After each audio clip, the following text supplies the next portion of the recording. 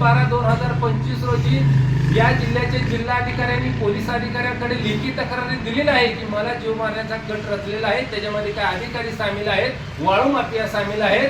खरं तर मी वाळू माफियाच्या विरोधात दिनांक 2/12/2025 रोजी सातत्यानं पुराव्याशी संबंधित वाळू माफिया तक्रार केल्यामुळे वाळू माफियाने चिडून जाऊन आणि त्यात काय राष्ट्रवादीचे वाळू माफिया आहेत, अजित पवार गटाचे, त्यांनी चिडून जाऊन मला जीव मारण्याचा कट रचलेला आहे। आजच्या फोनवरून निष्पन्न झालेला आहे।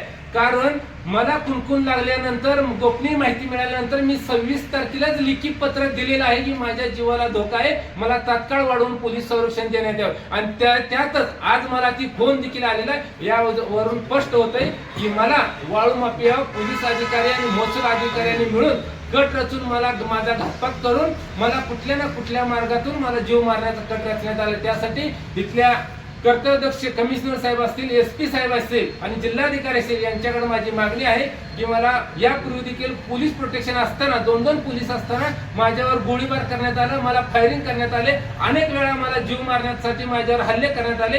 ही बाब गंभीर स्वरूपाची असून पहिल्या दिवस घडलेलं आहे हे लक्षात घेता मला तात्काळ जिल्ह्यात आणि जिल्ह्याबाहेर वाढवून पोलीस संरक्षण देण्यात यावे। जर माझ्या जीवाला धोका झाला तर या राज्याचे मंत्री भरणे मामा आणि पोलीस अधिकारी आणि वाळू माफिया ही जबाबदार आहे।